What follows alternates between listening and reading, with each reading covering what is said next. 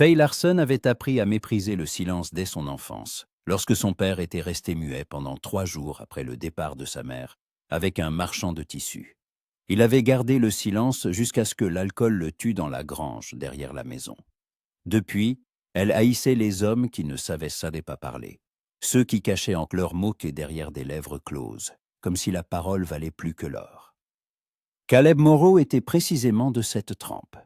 Il était apparu dans la petite ville de Silver Creek au début du printemps, quand les rivières étaient encore gonflées par la fonte des neiges et que les routes n'étaient qu'un bourbier de boue et de fumier. Il était arrivé sur une jument alezane, avec un seul sac de bas et une carabine Spencer en bandoulière.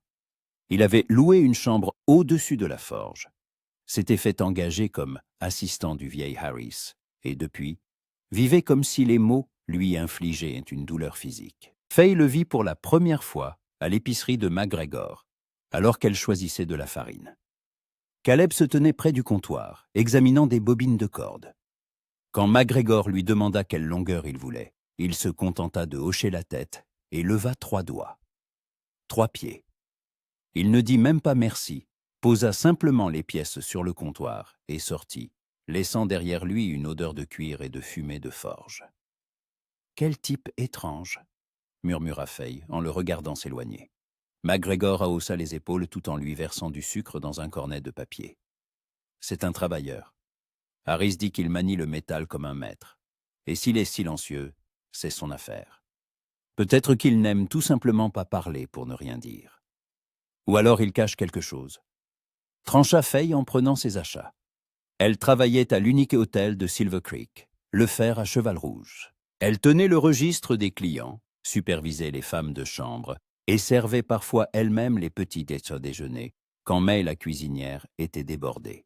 Le salaire était modeste, mais suffisant pour payer sa petite chambre à la pension de Madame Olsen et pour mettre $1 de côté chaque semaine.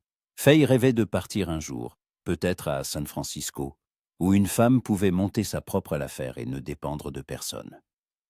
À 24 ans, elle était fermement décidée à ne jamais se marier. Il n'y avait personne qui en vaille peine. Les hommes de Silver Creek se divisaient en 3 catégories. Les ivrognes qui dépensaient à leur passier au saloon, les fermiers cherchant une main-d'œuvre gratuite sous les traits d'une épouse, et les cow-boys qui traversaient la ville une fois par saison, ne laissant derrière eux que des bouteilles vides et des bagarres dans la rue principale. Caleb Morrow n'entrait dans aucune de ces catégories, et c'était ce qui l'agaçait le plus. Il ne buvait pas. Fay le savait de source sûre, car Jack Cowley, le barman de La Carte Chanceuse, avait mentionné un jour au petit déjeuner que ce nouveau forgeron n'était jamais venu prendre un verre. Caleb travaillait de l'aube au crépuscule, réparant chariots et charrues, forgeant fer à cheval et clous. Le soir, il s'asseyait sur le porche de la forge avec un livre à la main. Il lisait à la lueur d'une lampe à pétrole jusqu'à la nuit noire, puis montait dans sa chambre. « Il lit des livres, tu te rends compte ?» racontait May en remuant la bouillie dans un énorme chaudron. « Je l'ai vu de mes propres yeux. Un roman, je crois. Ou un livre d'histoire. Pas la Bible, en tout cas. » Fay renifla en coupant le pain pour les clients. « Donc, non seulement il est muet, mais en plus il est bizarre. »« Moi, je le trouve intéressant, » dit May d'un ton rêveur. Elle approchait de la 50aine. Son mari était mort à la guerre 20 ans plus tôt. Et elle aimait encore parler des hommes, bien que sans grand espoir. Il est plutôt bel homme, d'ailleurs. Grand, les épaules larges. Et il a des yeux bienveillants. Tu as réussi à voir ses yeux ? Il regarde toujours par terre. Eh bien, une fois, il a levé la tête, quand je suis passé devant la forge. Ils sont gris, très clairs. Fay ne répondit pas. La couleur des yeux de Caleb Morrow lui était indifférente. Elle essayait de ne pas penser à lui. Mais la ville était si petite qu'ignorer quelqu'un qu'on voyait tous les jours s'avérait plus difficile que prévu. Caleb achetait son pain à la boulangerie en face de l'hôtel. Chaque matin, à 6 heures précises, il sortait de la forge et traversait la rue, toujours vêtu de la même chemise grise usée, rentré dans un pantalon sombre avec des bretelles et des protège-manches en cuir. Ses cheveux étaient blonds, presque paille, coupé court, et une barbe naissante couvrait son menton. Il devait avoir 28, peut-être 30 ans. Fay ne s'en souciait guère. Mais elle le remarquait chaque matin. Elle remarquait sa démarche posée, sans hâte, comme s'il n'était jamais en retard. Elle remarquait comment il saluait de la tête Madame Clark, la boulangère, posait les pièces sur le comptoir et prenait sa miche de pain enveloppée dans un torchon. Puis il repartait, sans même un regard en arrière. Un jour, Fay n'y tint plus. Elle se dirigeait vers l'hôtel au moment même où il sortait de la boulangerie, et ils faillirent se percuter sur le seuil. Caleb recula pour la laisser passer, et Fay, ne pouvant se retenir, lança « Bonjour ». Il leva les yeux vers elle. May avait raison. Ils étaient bien gris, avec un éclat d'acier, et son regard était sérieux, sans sourire, mais sans méchanceté non plus. « Bonjour », répondit-il. Sa voix était grave, légèrement rauque, celle d'un homme qui parle peu. Fay attendit une suite. Elle ne vint pas. Caleb lui fit un signe de tête poli mais distant, et poursuivit son chemin. Elle le regarda s'éloigner, sentant l'irritation monter en elle. Quel était son problème? Pourquoi ne pouvait-il pas entretenir une conversation comme une personne normale? Au moins demander comment elle allait, ou se plaindre du temps, n'importe quoi pour briser cette politesse glaciale qui ne laissait rien transparaître. « Moi lâche », murmura-t-elle pour elle-même en poussant la porte de l'hôtel. Madame Olsen disait toujours que les hommes si silencieux cachaient quelque chose ou avaient une peur de la vie. Fay penchait pour la seconde option. Caleb Morrow était de ceux qui préféraient se réfugier derrière le travail et les livres pour éviter tout contact humain. Peut-être avait-il un passé trouble. Il s'était enfui, avait tout perdu au jeu, ou avait abandonné quelqu'un. Fay l'ignorait et, honnêtement, ne voulait pas le savoir. Mais la ville en décida autrement. 2 semaines après leur première rencontre, un nouveau client arriva à l'hôtel. Un homme d'âge moyen, aux yeux délavés par le soleil, et coiffé d'un chapeau de qualité. Il se présenta comme Monsieur Davis, marchand de bétail, et loua une chambre pour 1 mois. Il paya d'avance en pièces d'or, ce qui était rare, et Fay fut immédiatement sur ses gardes. Les marchands ne restaient généralement qu'1 jour ou 2. Davis se comportait étrangement. Il ne quittait presque jamais sa chambre, se faisait livrer ses repas, et quand il sortait, il se tenait près de la fenêtre du hall, scrutant la rue comme s'il guettait quelqu'un. Fay avait tenté de le faire parler à quelques reprises, mais il répondait brièvement, et elle avait fini par le laisser tranquille. Un soir, alors que Fay fermait l'hôtel, Davis descendit dans le hall. Il portait un costume sombre et un revolver brillait à sa ceinture, ce qui était inhabituel pour un marchand. En voyant Fay, il s'arrêta. « Dites-moi, mademoiselle, » commença-t-il d'une voix égale, presque douce. « Y a-t-il un forgeron qui travaille ici, est-il assis ?» Un jeune homme, cheveux clairs. Fay fronça les sourcils. « Caleb Morrow. »« Pourquoi ?»« Rien de spécial, je pensais lui commander un travail. »« Vous ne sauriez pas où il vivait avant ?»« Non, » répondit Fay, sentant un malaise l'envahir. « Et pourquoi cela vous intéresse-t-il » Davis sourit, mais son sourire n'atteignit pas ses yeux. Simple curiosité. « Merci, mademoiselle. » Et il sortit, et Fay le suivit du regard, sentant des frissons lui parcourir le dos. Quelque chose n'allait pas. Les marchands de bétail ne portaient pas de revolver de manière ostensible et ne s'intéressaient non pas au passé des forgerons. Elle décida de prévenir Caleb. Le lendemain matin, Fay attendit à qu'il sorte de la boulangerie et l'interpella. « Monsieur Morrow !» Il se retourna, surpris. Fay s'approcha, serrant son châle dans ses mains. Le matin était frais, et le vent balayait la rue de poussière et de vieux journaux. « Il faut que je vous parle, » dit-elle. Caleb resta silencieux, la regardant avec méfiance. Fay comprit qu'il n'avait pas l'habitude qu'on lui adresse la parole en premier, ce qui ne fit qu'attiser son irritation. « Hier, un de nos clients a posé des questions sur vous, » poursuivit-elle. « Un certain monsieur Davis. Il se dit marchand, mais je crois qu'il ment. Il a demandé d'où vous veniez. » Caleb se figea. Son visage ne changea pas, mais Fay remarqua la tension dans ses épaules. la façon dont ses doigts se crispèrent sur sa miche de pain. « Que lui avez-vous dit » demanda-t-il doucement. « Rien. Je ne sais pas d'où vous venez. » Il hocha la tête, détournant le regard. « Merci de m'avoir prévenu. » Et il se tourna pour partir.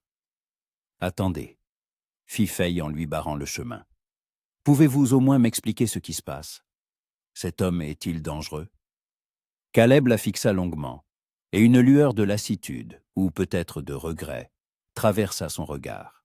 « Je ne sais pas, » dit-il enfin, « mais il vaut mieux que vous restiez loin de lui. » « Pourquoi ? » « Parce qu'il me cherche, et s'il me trouve, tous ceux qui sont proches de moi souffriront. » Faye ouvrit la bouche pour poser une autre question, mais Caleb s'éloignait déjà d'un pas rapide, presque en courant. Elle le regarda s'éloigner, sentant non seulement l'irritation, mais aussi une angoisse aiguë et froide comme un éclat de glace. Le soir même, n'y tenant plus, Faye se rendit chez le shérif. Le shérif Thomas McConnell était un homme petit, la cinquantaine, les tempes grisonnantes, et une expression perpétuellement mécontente. Il servait à Silver Creek depuis 15 ans et connaissait chaque habitant par son nom. Quand Faye entra dans son bureau, il était assis à sa table, triant des papiers en fumant sa pipe. « Mademoiselle Larson » salua-t-il sans lever la tête. « Qu'est-ce que ce qui vous amène ?» Faye s'assit en face de lui, cherchant ses mots. Un homme est descendu à l'hôtel. Il se fait appeler Davis. Il dit être marchand de bétail. Mais je ne le crois pas. Il est armé et pose des questions sur Caleb Morrow. McConnell haussa un sourcil. Le forgeron, oui, il a demandé d'où il venait. Et ce matin, Caleb m'a dit lui-même que cet homme le cherchait, et que s'il le trouvait, tout le monde autour en souffrirait. Le shérif posa sa pipe, le front plissé. Morrow a dit ça ? Exactement. Intéressant. McConnell se renversa sur sa chaise, le regard pensif fixé au plafond. Je vais vérifier ce Davis. Peut-être qu'il n'est pas celui qu'il prétend être. Quant à Morrow, vous savez quelque chose sur lui ? Rien. Il ne parle presque jamais. Moi non plus. Mais Harris dit que c'est un gars honnête. Il travaille bien, n'arnaque personne. Peut-être qu'il veut juste oublier son passé et commencer une nouvelle vie. Il y en a beaucoup comme ça à la frontière. Mais si ce Davis est dangereux... Je m'en occupe, l'interrompit le shérif. Merci de m'avoir prévenu, mademoiselle Larson. Je lui parlerai dès ce soir. Faye quitta le bureau, mais l'angoisse ne la lâchait pas. Elle retourna à l'hôtel, dîna avec May dans la cuisine, un ragoût de viande, de pommes de terre et de carottes, épais et chauds, mais ne mangea presque rien. May remarqua son humeur, mais ne posa pas de questions, se contentant de lui servir un thé à la menthe et de lui conseiller de se coucher tôt. Mais Faye ne put trouver le sommeil. Allongée dans sa chambre, elle écoutait le vent gémir dehors et pensait à Caleb Morrow. Qui était-il vraiment ? Pourquoi ce silence ? Et qui était ce Davis qui le cherchait avec tant d'insistance ? La réponse arriva le lendemain. Cela se produisit vers midi. Faye se tenait dans le hall de l'hôtel, vérifiant des factures, quand elle entendit des cris dans la rue. Elle se précipita sur le porche et vit Davis marcher le long de la rue principale, suivi de 2 autres hommes. Tous 3 étaient armés, leurs revolvers brillant au soleil. Les gens dans la rue se figeaient, se collant au mur des maisons. Davis se dirigeait droit vers la forge. Faye courut à sa suite, sans penser aux conséquences. Son cœur battait si fort qu'il menaçait de sortir de sa poitrine. Elle ne comprenait pas pourquoi elle courait, en quoi cela la concernait. Mais ses jambes la portaient en avant. Quand elle arriva à la forge, Davis était déjà à l'entrée. Caleb sortit à sa rencontre, s'essuyant les mains sur son tablier. Son visage était calme, mais Faye pouvait voir la tension dans chaque muscle de son corps. « Caleb Morrow », dit Davis d'une voix froide comme l'acier. Ou devrais-je dire Caleb Henderson. Difficile de s'en souvenir quand un homme change de nom comme de chemise. Caleb garda le silence. « Tu pensais pouvoir t'enfuir », poursuivit Davis. « Tu pensais qu'on ne te retrouverait pas. »« Je ne me suis pas enfui, » dit enfin Caleb d'une voix égale. « Je suis juste parti. Après avoir témoigné contre mon frère. Après l'avoir fait pendre à cause de toi. Faye se figea. Une foule s'était rassemblée, les gens chuchotaient, mais personne n'intervenait. Le shérif McConnell se frayait un chemin, mais il était loin, trop loin. « Ton frère a tué 3 personnes, dit Caleb. Je n'ai fait que dire la vérité. »« Tu es un traître !» siffla Davis en dégainant son revolver. Tout se passa en une seconde. Faye n'eut même pas le temps de crier que Caleb s'avança, la protégeant de son corps, bien qu'elle se tînt sur le côté. Un coup de feu claqua, et Faye sentit une brûlure vive à l'épaule. Caleb tomba, une main pressée sur son flanc. Davis visa de nouveau, mais un autre coup de feu retentit. C'était le shérif McConnell. Davis chancela et s'effondra. Ses 2 complices jetèrent leurs armes et levèrent entre les mains. Faye restait là, incapable de bouger. Le sang coulait le long de son bras, mais elle ne sentait pas la douleur. Elle ne voyait que Caleb, étendu sur le sol, et le sang qui se répandait dans la poussière. « Caleb !» cria-t-elle en se précipitant vers lui. Il ouvrit les yeux, la regardant à travers un voile de douleur. « Vous êtes blessé, allaita-t-il. « Et vous alors ?» Faye pressa sa main contre son flanc, essayant d'arrêter le sang. « Tenez bon, on va chercher le docteur. » Caleb esquissa un faible sourire. « Vous êtes toujours aussi têtu ?»« Oui, » répondit Faye, des larmes coulant sur ses joues. « Et taisez-vous. Gardez vos forces. » Il ferma les yeux, et Faye sentit quelque chose se briser en elle. L'homme qu'elle avait pris pour un lâche venait de la protéger d'une balle. L'homme qu'elle méprisait pour son silence s'était révélé plus courageux que tous ceux qu'elle connaissait. Et soudain, elle réalisa qu'elle ne le connaissait pas du tout. Le docteur William Grayson arriva 10 minutes après les coups de feu, essoufflé et agité. Il avait plus de 60 ans, ses mains tremblaient, mais il travaillait avec rapidité et assurance. Caleb fut transporté dans son cabinet, une petite pièce au-dessus de l'apothicairie qui sentait le carbol et les décoctions d'herbes. Faye refusa de partir. « Mademoiselle Larson, vous avez aussi besoin de soins, » insista le docteur en désignant son épaule ensanglantée. « La balle vous a effleuré. » Lui d'abord trancha Faye, s'agrippant si fort au bord de la table que ses jointures se blanchirent. Grayson soupira mais n'insista pas. Il découpa la chemise de Caleb, révélant une blessure au flanc gauche. La balle avait traversé, juste au-dessus de la hanche, touchant un muscle mais épargnant les organes vitaux. Caleb gisait sur la table, les yeux clos, sa respiration saccadée, son visage pâle comme la cire. « Il a eu de la chance », murmura le docteur en nettoyant la plaie à l'alcool. « Quelques centimètres plus à droite, et je n'aurais rien pu faire. » Faye gardait le silence, le regard fixé sur Caleb. Ses cheveux collaient à son front en sueur, ses lèvres formaient une ligne fine. Il n'émit pas un son, même lorsque le docteur cautérisa la plaie avec un fer rougi au feu. Seuls ses doigts se crispèrent convulsivement sur le bord de la table, et Faye, sans réfléchir, posa sa main sur la sienne. Caleb ouvrit les yeux et la regarda. Il y avait tant de douleur et de gratitude dans son regard que Faye en eut le souffle coupé. « Tenez bon, » murmura-t-elle. « Tout ira bien. » Il hocha faiblement la tête et referma les yeux. Quand le docteur en eut fini avec Caleb, il pansa la blessure avec des bandages serrés et ordonna qu'on le monte dans l'une des chambres réservées aux malades graves. 2 hommes de la foule aidèrent à le transporter, et Faye les suivit, sans lâcher sa main. Ce n'est qu'ensuite que le docteur s'occupa de son épaule. « Une blessure superficielle, » dit-il après examen. « La balle n'a fait qu'effleurer la peau, laissant une longue trace rouge. Vous avez eu de la chance, tous les 2. » Il nettoya la plaie, posa un pansement et regarda Faye sévèrement. « Maintenant, rentrez chez vous et reposez-vous. Vous êtes en état de choc, mademoiselle Larson. »« Je reste avec lui, » dit Faye. « Mademoiselle Larson, je reste. » Le docteur la connaissait assez pour savoir que toute discussion était inutile. Faye Larson était une femme avec qui peu de gens osaient argumenter.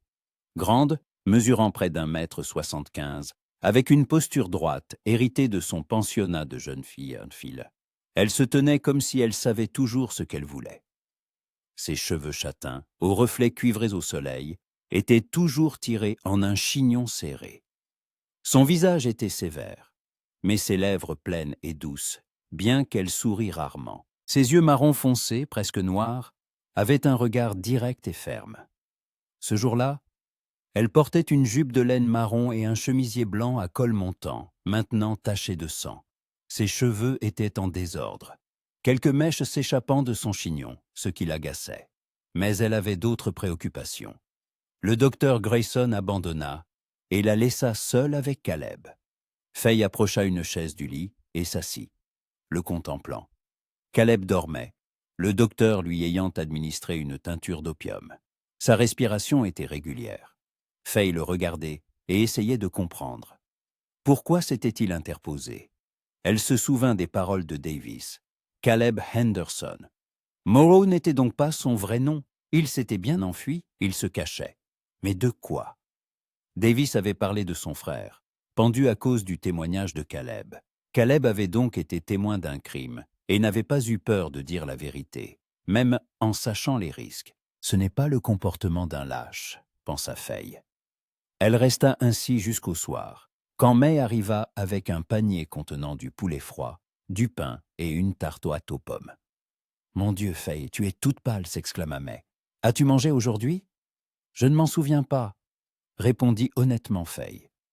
May posa le panier et la prit par les épaules. « Mange, puis rentre chez toi dormir. Il ne va pas mourir, le docteur a dit que tout irait bien. »« Je ne peux pas partir, » murmura Faye. « Il m'a protégé de son corps, May. Il n'a même pas pensé à lui. » May la regarda longuement, et une lueur de compréhension brilla dans ses yeux. « Tu es tombée amoureuse de lui. »« Non, » répondit vivement Faye. « C'est juste que je me sens coupable. Je le prenais pour un lâche, et il s'est avéré être un héros, » termina May. « Et tu le sais très bien. » Faye ne répondit pas. May soupira, lui caressa les cheveux et partit, laissant la nourriture. Faye mangea un peu de poulet et de pain, mais ne toucha pas à la tarte. Elle passa la nuit sur la chaise, s'assoupissant à l'aube. Quand elle ouvrit les yeux, il faisait jour et Caleb la regardait. Faye sursauta en se redressant. « Vous êtes réveillé. » « Depuis un moment, » dit-il doucement. Sa voix était rauque mais ferme.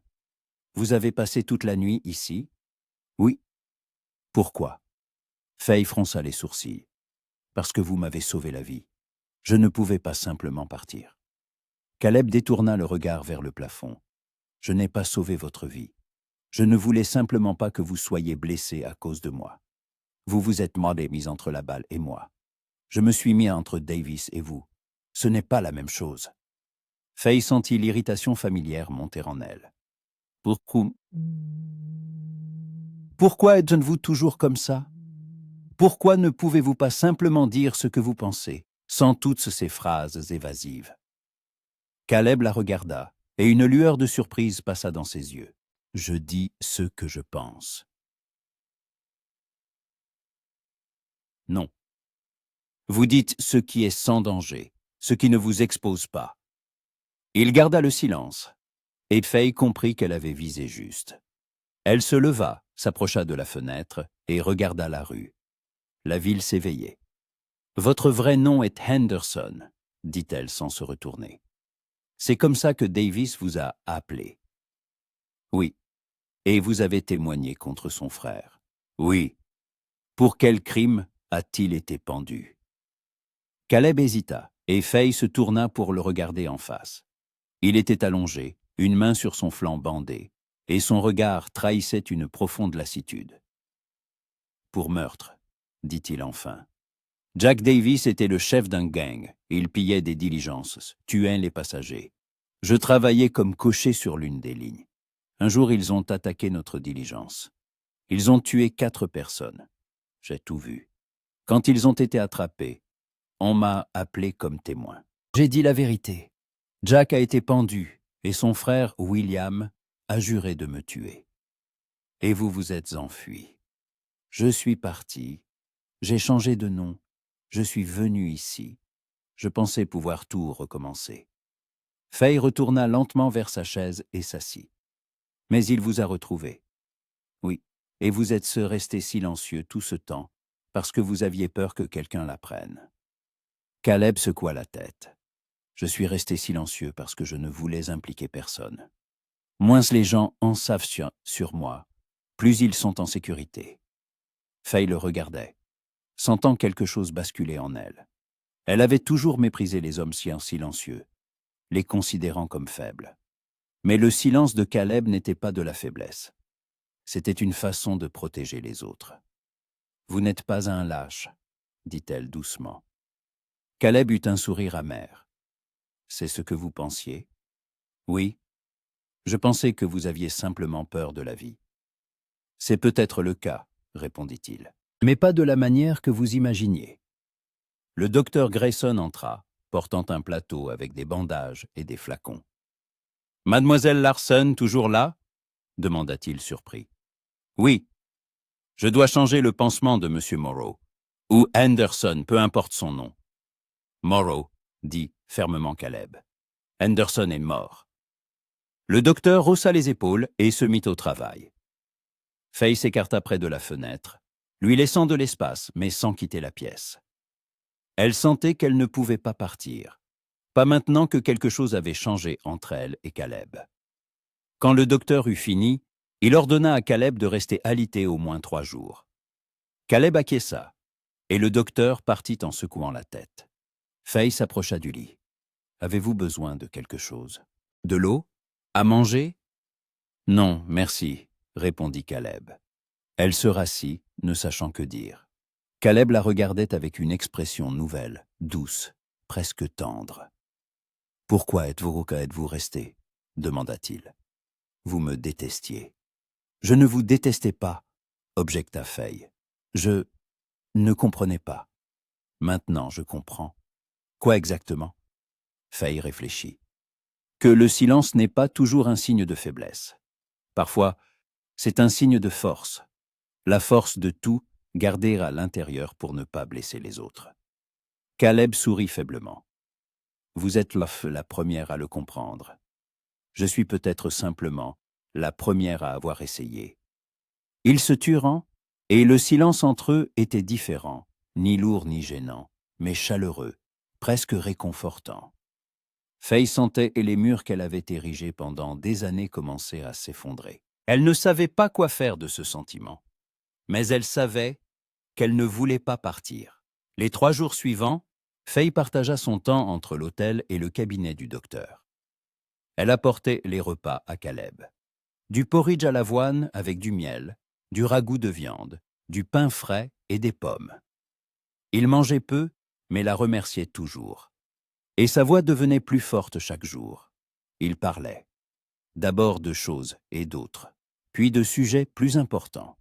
Caleb lui raconta son enfance dans le Missouri, la perte de ses parents lors d'une épidémie de choléra, ses errances de ville en ville. Il parlait lentement, choisissant ses mots. Mais Faye l'écoutait avec plaisir. Elle lui parla aussi d'elle, de son père, de son serment de ne jamais dépendre d'un homme, de ne jamais faire confiance à celui qui ne pouvait parler. « Et maintenant ?» demanda Caleb avec un léger sourire. « Pensez-vous toujours la même chose ?» Faye secoua la tête. « Non. Maintenant, je pense que j'étais une idiote. » Caleb se mit à rire, un rire discret mais sincère, et Faye sentit quelque chose fondre en elle. Le 4e jour, Caleb se leva. Le docteur Grayson l'y autorisa, à condition de ne faire aucun effort. Il descendit dans la rue et Faye marcha à ses côtés, le soutenant par le bras. Ils avançaient lentement et les gens se retournaient sur leur passage. Certains hochaient la tête, d'autres chuchotaient, mais Faye s'en moquait. Elle se sentait bien, simplement à marcher près de lui. Arrivé devant la forge, Caleb s'arrêta et la regarda. « Merci, dit-il. Pourquoi ? Pour tout, d'être resté, d'avoir cru en moi. » Faye le regarda, le cœur serré. « Je ne sais pas ce qui m'arrive, » avoua-t-elle. « J'ai toujours cru savoir ce que je voulais. Mais maintenant, je ne comprends plus rien. » Caleb s'approcha, et sa main effleura sa joue. avec une douceur presque timide. Peut-être n'y a-t-il pas besoin de tout comprendre, dit-il. Peut-être faut-il juste ressentir. Faye ferma les yeux, s'appuyant contre sa paume. Elle sentait les derniers murs s'effondrer, tandis que quelque chose de nouveau et d'effrayant grandissait en elle. Et elle ne résistait pas. Une semaine s'était écoulée depuis que Caleb avait quitté son lit. Sa blessure guérissait bien. Il avait repris le travail à la forge, mais le vieil Harris lui interdisait de soulever des charges lourdes. Caleb s'occupait de petites tâches, réparer des harnais, affûter des outils, prendre les commandes. Faye lui rendait visite tous les jours. Au début, elle se disait que c'était par sollicitude. Puis elle comprit qu'elle se mentait. Elle venait parce qu'elle voulait le voir. Elle voulait entendre sa voix, le regarder travailler, surprendre son regard, lorsqu'il pensait qu'elle ne le remarquait pas. Cela l'effrayait. Faye avait l'habitude de tout contrôler. Mais maintenant, tout était confus. Elle pensait à Caleb constamment. Son visage lui apparaissait, sérieux, concentré, avec ses yeux clairs qui semblaient voir au-delà des apparences. Un soir, May l'a surpris à la fenêtre de la cuisine, le regard perdu en direction de la forge. « Tu es amoureuse », dit May en remuant sa soupe. « Non », répondit Faye par réflexe. « Tu mens. Je vois bien comment tu le regardes. » Faye se tourna, et May lui sourit avec chaleur. « Ce n'est pas grave, Faye, c'est normal. »« Je ne veux pas tomber amoureuse, » murmura Faye. « Je me suis juré de ne jamais dépendre d'un homme. L'amour n'est pas une dépendance, c'est un choix. C'est à toi de décider si tu t'ouvres ou non, et s'il part, et si je me trompe sur lui. » May posa une main sur son épaule. « Alors tu t'en sortiras. Tu t'en es toujours sorti. Mais si tu n'essaies pas, tu ne sauras jamais ce qui aurait pu être. » Faye ne répondit rien, mais les mots de May restèrent gravés dans son esprit. Le lendemain, Caleb vint à l'hôtel. Faye était assise derrière le comptoir quand la porte s'ouvrit. Elle leva la tête et le vit, vêtu d'une chemise propre couleur sable, de bretelles et d'un gilet de drap marron foncé. Il tenait son chapeau à la main. Il était élégant. Pour Caleb, c'était inhabituel. « Mademoiselle Larson », salua-t-il, une pointe d'incertitude dans la voix. « Monsieur Moreau », répondit Faye, s'efforçant de garder son calme malgré son cœur qui s'emballait. « Quelque chose ne va pas ?»« Non, c'est juste que… » Caleb tritura son chapeau. « Je voulais vous demander, si vous n'êtes pas occupé ce soir, accepteriez-vous de vous promener avec moi ?» Faye se figea. Une promenade. Dans une petite ville comme Silver Creek, cela signifiait une chose, une cour. Une promenade publique était une façon de montrer que l'on se fréquentait avec des intentions sérieuses. « Une promenade ?» répéta-t-elle pour gagner du temps. « Oui, si vous le voulez, bien sûr. Je comprends que ce soit inattendu. » Faye le regardait, son visage tendu, ses doigts crispés sur son chapeau. Il était nerveux. Caleb Moreau, qui avait encaissé une balle sans un bruit, était nerveux à cause d'une simple invitation. Une chaleur l'envahit. « J'accepte, dit-elle. » Caleb expira de soulagement. « Bien, je passe vous prendre à 6 heures. » À 6 heures. Il hocha la tête, mit son chapeau et sortit, laissant derrière lui une légère odeur de savon et de cuir. Faye le suivit du regard, un sourire naissant sur ses lèvres. Le premier vrai sourire depuis longtemps. À 6 heures, elle l'attendait sur le porche de la pension, vêtue de sa meilleure jupe vert foncé et d'un chemisier clair aux poignets de dentelle.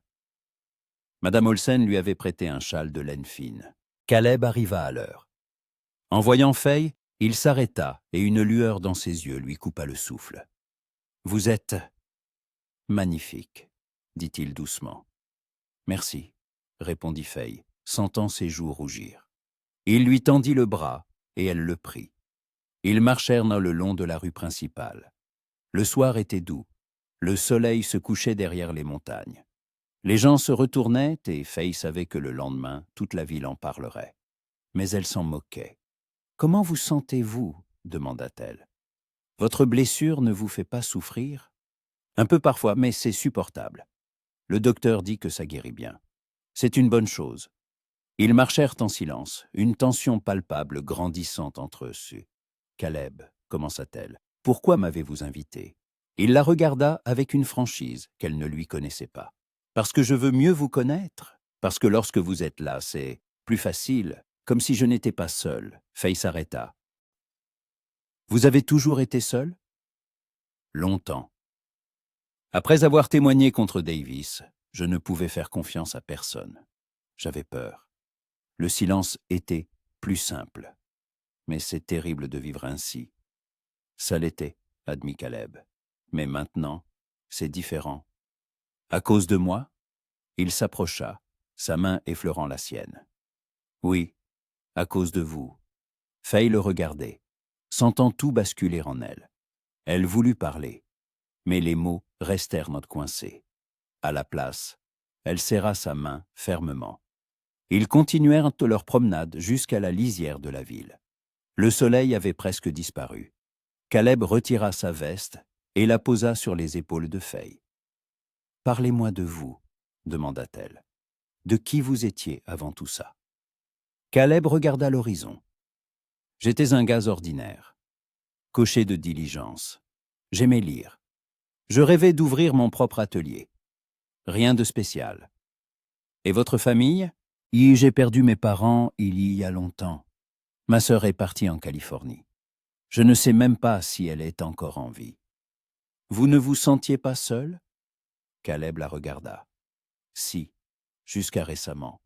Faye sentit son cœur se serrer. Caleb. Je sais que nos vies sont différentes, continua-t-il. Vous rêvez de partir. Moi, je veux juste un endroit où vivre en paix. Mais quand je suis avec vous, je me dis que cet endroit est peut-être ici, près de vous. Faye ne savait que répondre.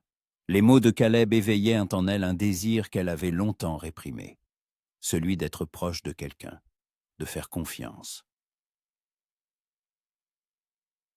J'ai toujours pensé que les hommes silencieux étaient des lâches, avoua-t-elle. Mon père était silencieux, et je le détestais pour ça. Et maintenant je comprends qu'il y a différents silences. Le vôtre était pour vous protéger et protéger les autres. Ce n'est pas de la faiblesse, c'est de la force. Caleb s'arrêta et la tourna vers lui. Ses mains se posèrent sur ses épaules. Faye, je ne sais pas ce que l'avenir nous réserve. Je ne peux pas vous promettre une vie tranquille. Je ne demande pas une vie tranquille, répondit Faye. Je demande de l'honnêteté, et vous me la donnez. Il se pencha et Faye retint son souffle. Mais il ne l'embrassa pas. Il posa son front contre le sien, fermant les yeux. « J'ai peur, murmura-t-il. Peur de ne pas pouvoir vous protéger. »« Vous m'avez déjà protégé, » répondit Faye. Ils restèrent ainsi, enlacés, jusqu'à ce que les étoiles apparaissent. Puis ils rentrèrent lentement, main dans la main. Les semaines suivantes passèrent comme un rêve.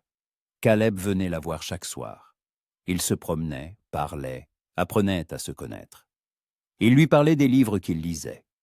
Elle lui parlait de ses rêves, de son désir de voir l'océan un jour. Parfois, il s'asseyait simplement sur le porche de l'hôtel, regardant le coucher du soleil en silence. Et ce silence contenait plus de mots que n'importe quelle conversation. La ville, bien sûr, parlait. Madame Olsen laissait entendre qu'il était temps que Caleb fasse sa demande. Mais faisait des clins d'œil à Faye chaque fois qu'elle les voyait ensemble. Le shérif McConnell dit un jour à Caleb que s'il comptait courtiser une jeune fille respectable, il devait le faire dans les règles. Mais Caleb ne se pressait pas, et Faye lui en était reconnaissante. Elle avait besoin de temps pour comprendre ce qu'elle voulait vraiment. Un soir, alors qu'ils étaient assis au bord de la rivière, Caleb demanda « Voulez-vous toujours partir d'ici » Faye réfléchit. « Avant, oui, je pensais qu'il n'y avait rien pour moi ici. Mais maintenant, je ne sais plus. Qu'est-ce qui a changé ?» Elle le regarda, les étoiles se reflétant dans ses yeux. « Vous m'avez changé. » Caleb prit sa main. « Je ne veux pas vous retenir. Si vous voulez partir. »« Je ne veux pas partir » l'interrompit Faye. Pas maintenant, pas tant que vous êtes seul. Il la serra contre lui, et Faye s'appuya sur son épaule, écoutant les battements de son cœur.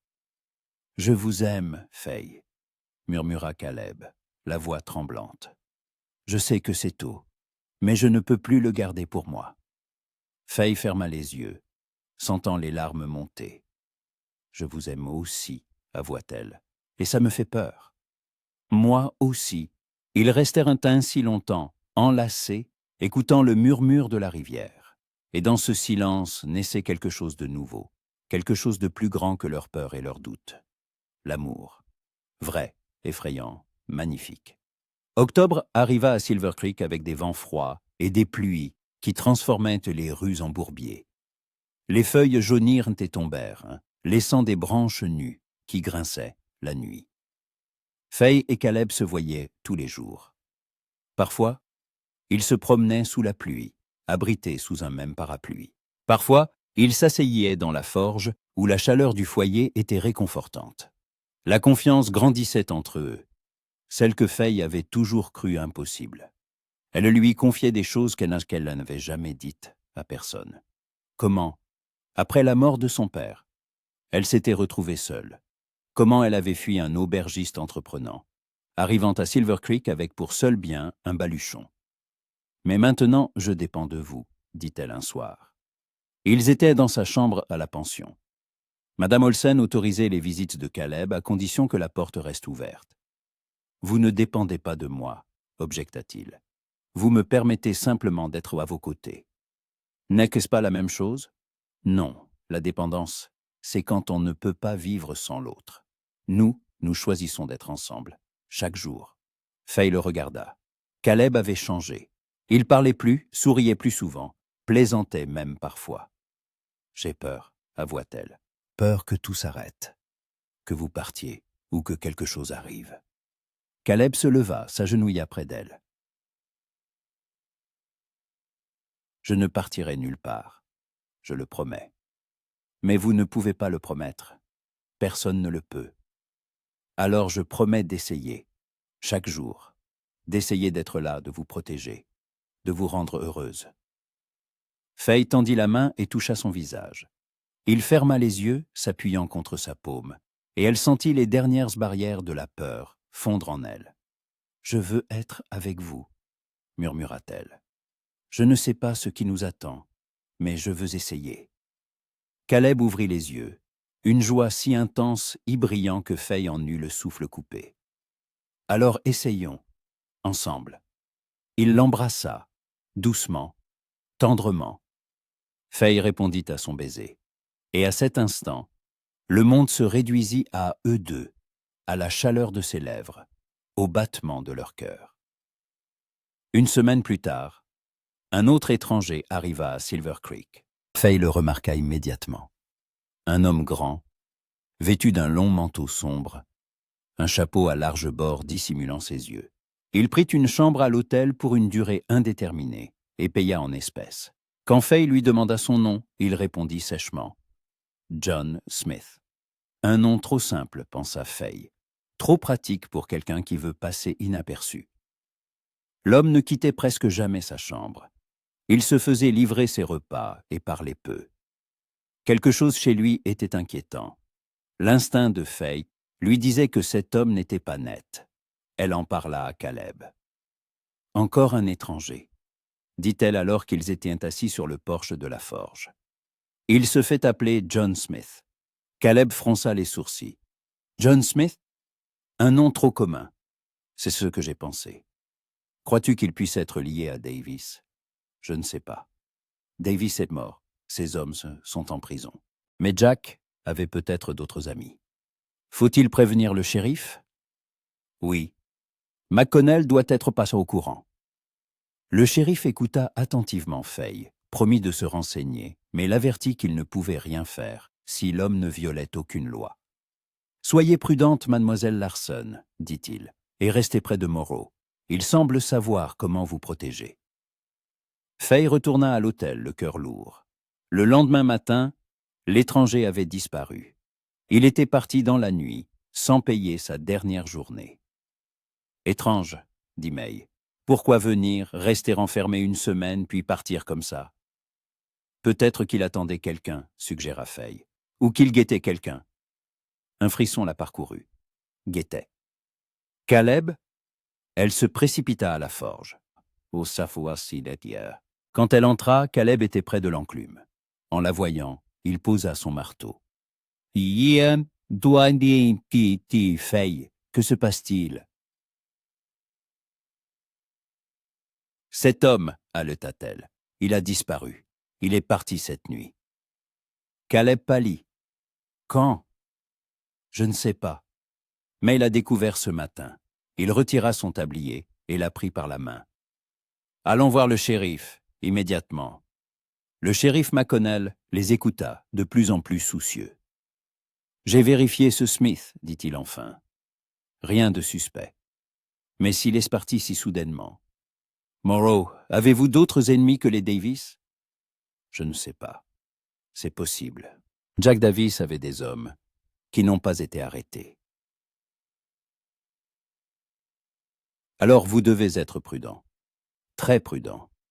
Ne sortez pas seul, gardez une arme sur vous. Je n'ai pas d'arme, admit Caleb. McConnell ouvrit un tiroir et en sortit un revolver, vieux mais bien entretenu. Prenez et apprenez à vous en servir. Les jours suivants se passèrent dans une attente tendue. Faye ne quittait plus Caleb. Elle restait à la forge du matin au soir, l'aidant pour de petites choses. Caleb ne s'y opposait pas. Au contraire, sa présence semblait le rassurer. Un soir, alors qu'il dînait, Caleb dit « Faye, je veux te dire quelque chose. » Elle leva les yeux. Son ton était grave. « Quoi ?» Il prit sa main. « Je ne sais pas ce que l'avenir nous réserve. Mais je sais une chose. Je veux être avec toi, toujours. Et si tu es d'accord, je veux t'épouser. » Faye se figea. Une demande en mariage. Caleb, Caleb, je sais que c'est dangereux, que mon passé peut nous rattraper, mais je t'aime, Faye, et je veux que tu sois ma femme. Les larmes lui montèrent aux yeux. Elle le regarda, son visage sérieux, ses yeux clairs pleins d'espoir et de peur. « Oui, » murmura-t-elle. « Oui, j'accepte. » Caleb se leva d'un bond, la serra dans ses bras et la fit tourner. Faye riait à travers ses larmes, s'accrochant à son cou. « Tu acceptes? Vraiment, vraiment. Je veux être avec toi, quoi qu'il arrive. » Il l'embrassa longuement, passionnément. « Je te rendrai heureuse, » murmura-t-il. « Je le promets. »« Tu l'as déjà fait, » répondit Faye. Ils annoncèrent leur fiançailles le lendemain. La nouvelle fit le tour de la ville. Madame Olsen déclara qu'elle l'avait toujours su. May pleura de joie et prépara une énorme tarte. Le shérif McConnell les félicita. Mais au milieu de la joie, Faye ne pouvait se défaire d'un sentiment d'inquiétude. Elle pensait à l'étranger. Quelque chose allait arriver. Elle le sentait. Et elle avait raison. 3 jours plus tard, alors qu'ils rentraient d'une promenade, un homme sortit de l'ombre. C'était l'étranger, John Smith. Il tenait un revolver pointé sur Caleb. « Caleb Henderson, » dit-il froidement. Enfin. Caleb s'avança, protégeant Faye. « Qui es-tu? » Un ami de Jack Davis. Tu as tué son frère. Maintenant, je vais te tuer. Je ne l'ai pas tué. J'ai seulement dit la vérité. Tu l'as trahi, et les traîtres doivent être punis. Faye sentit Caleb se tendre, prêt à bondir. « Caleb, non, » murmura-t-elle. Mais il ne l'écouta pas. Il se jeta en avant, agrippant le bras de l'homme. Un coup de feu claqua et Faye hurla. Caleb tomba, une main sur l'épaule, le sang suintant entre ses doigts. L'étranger visa de nouveau, mais le shérif McConnell surgit de l'obscurité. « Je taise votre arme !»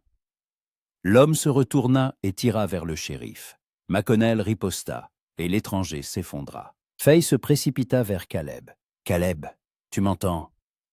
Il ouvrit les yeux et sourit faiblement. « Ça va, juste l'épaule. Le shérif les rejoignit. La balle est se ressortie. Il faut voir le docteur, vite. Ils aidèrent Caleb à se relever.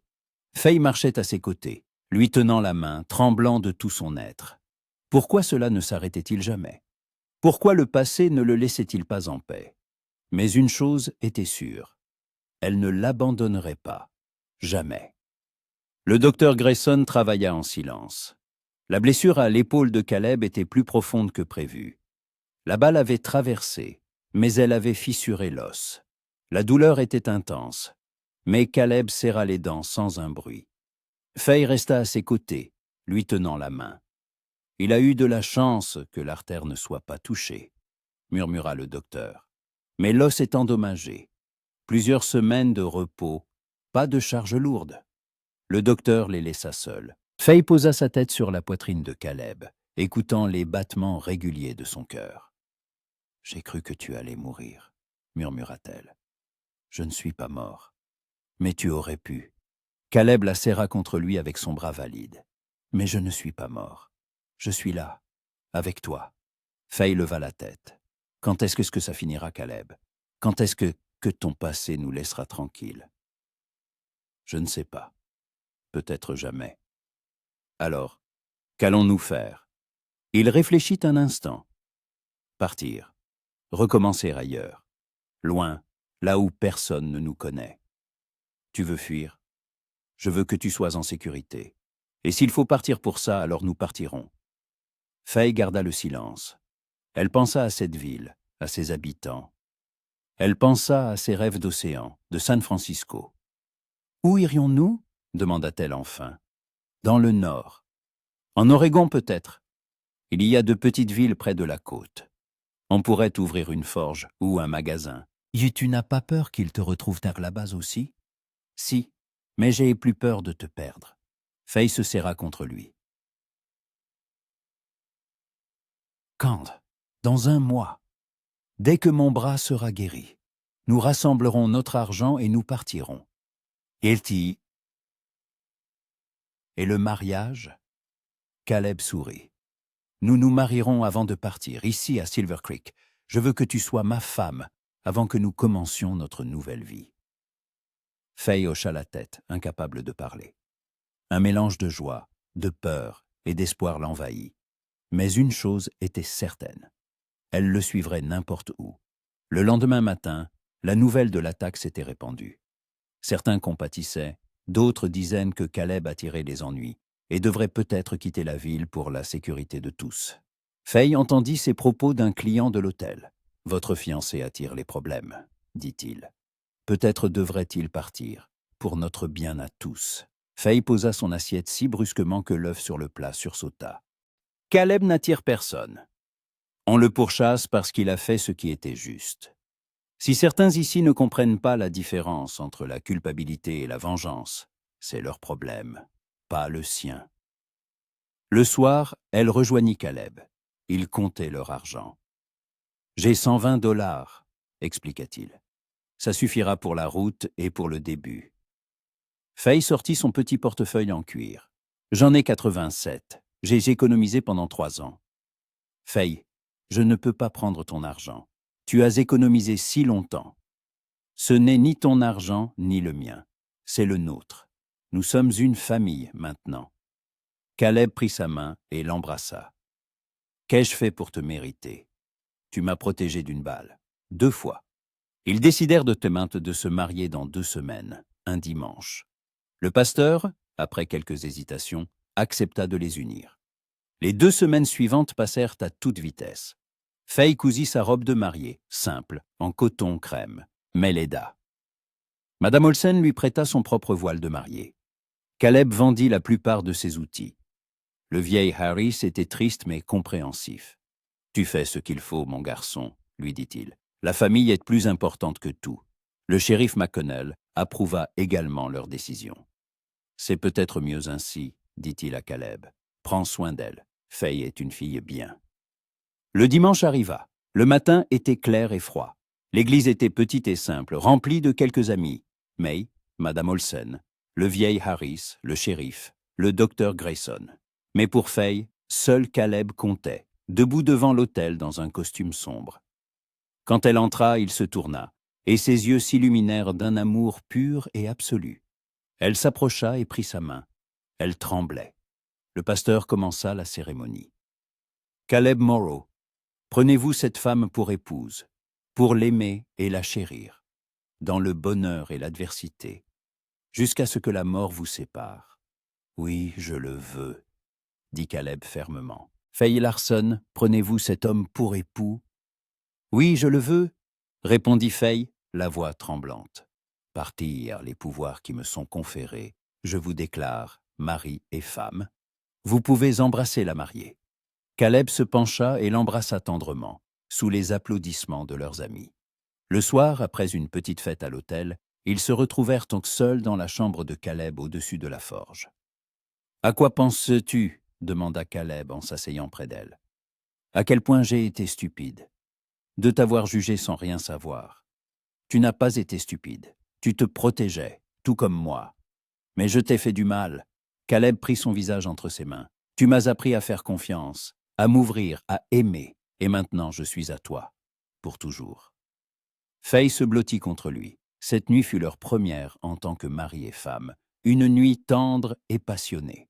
En s'endormant dans ses bras, Faye sut qu'elle avait enfin trouvé ce qu'elle cherchait depuis toujours. Un foyer, une famille, l'amour. Le matin, ils se préparèrent à partir. La diligence pour Portland partait dans 2 jours. Leur dernière soirée, ils firent leurs adieux à la ville, à leurs amis, qui leur souhaitèrent sa bonne chance et bonheur. De retour à la forge, ils se couchèrent, enlacés. Demain commencerait leur nouvelle vie. Une vie sans peur, sans passé. « Es-tu heureuse » murmura Caleb dans le noir.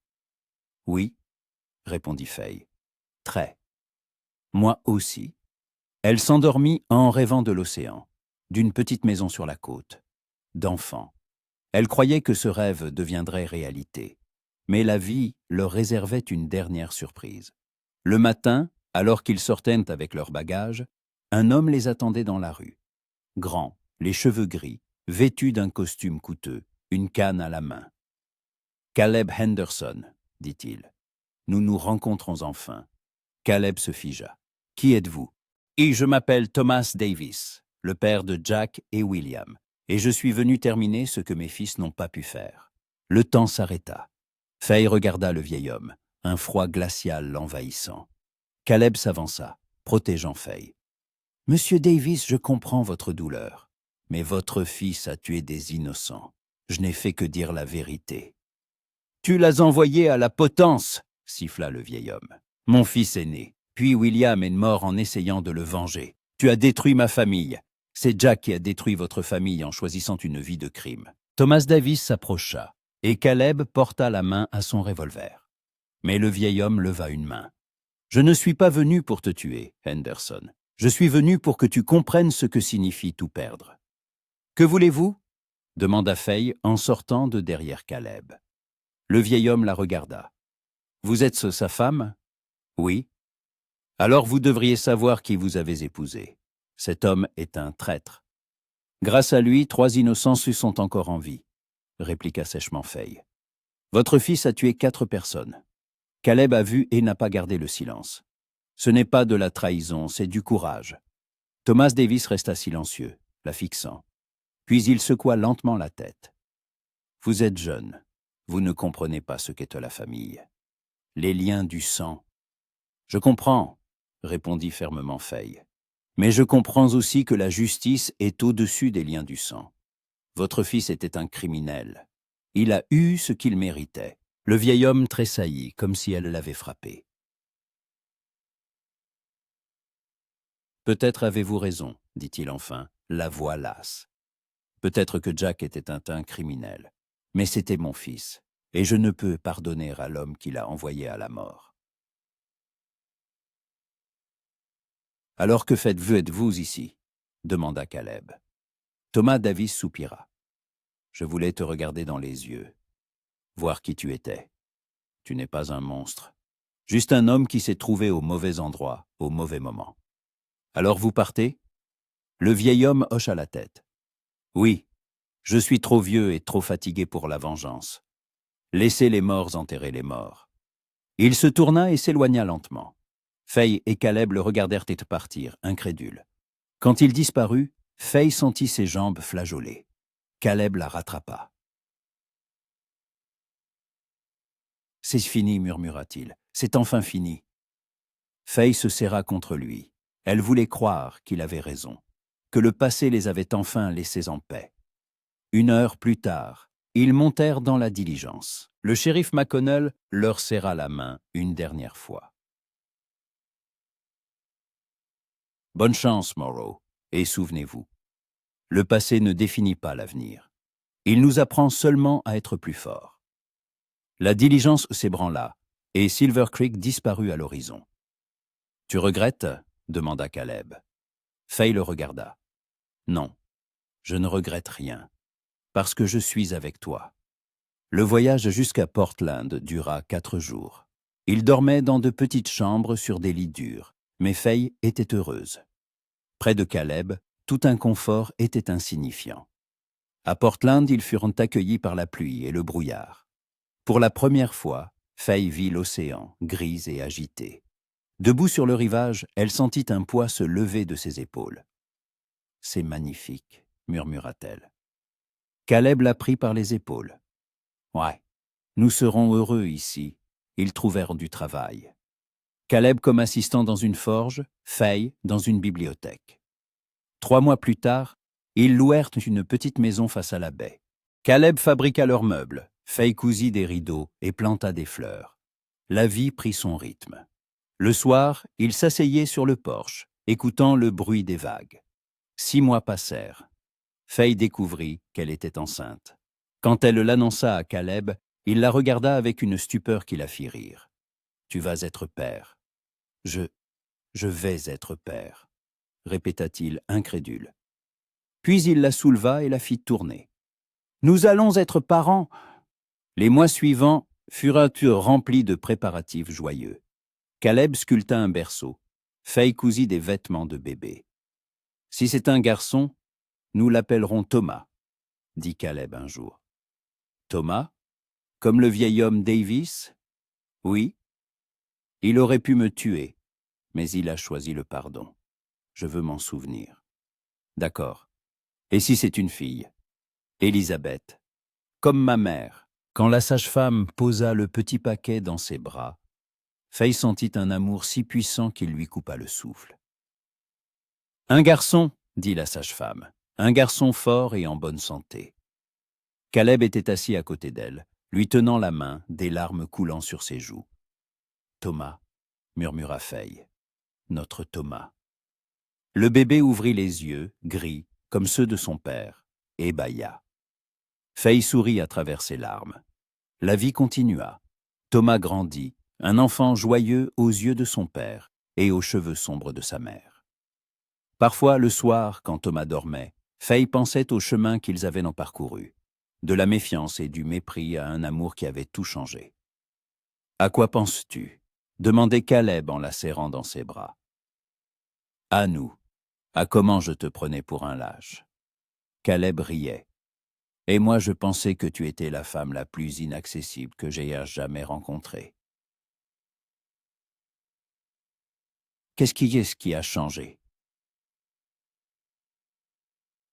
Tout, tu as cessé d'être inaccessible, et j'ai cessé d'avoir peur de m'ouvrir. Faye se blottissait contre lui, regardant l'océan. C'était cela, le bonheur. Simple, calme, réel. Les années passèrent. Après Thomas vint Élisabeth, blonde et rieuse. Caleb ouvrit sa propre forge. Faye se mit à écrire des nouvelles pour le journal local. La vie n'était pas parfaite. Il y avait des difficultés, mais ils les surmontaient ensemble. Chaque soir, ils sortaient sur le porche, regardant l'océan. Faye se souvenait du jour où Caleb l'avait protégée d'une balle, du jour où elle avait vu en lui le courage, la loyauté, l'amour. Et elle était reconnaissante au destin de s'être trompée sur lui, d'avoir découvert l'or qui se cachait sous le silence. Caleb la regardait et pensait qu'elle l'avait sauvée, non pas d'une balle, mais de la solitude, de la peur. Elle lui avait appris à vivre vraiment. Le soleil se couchait sur l'océan. Sur le porche d'une petite maison se tenaient deux personnes, autrefois étrangères, maintenant liées pour toujours. Lui, le forgeron silencieux au passé tourmenté. Elle, la femme méfiante au cœur verrouillé. Et l'amour, né des cendres de la douleur, qui leur avait appris que parfois, il faut tout perdre pour trouver l'essentiel, l'un l'autre.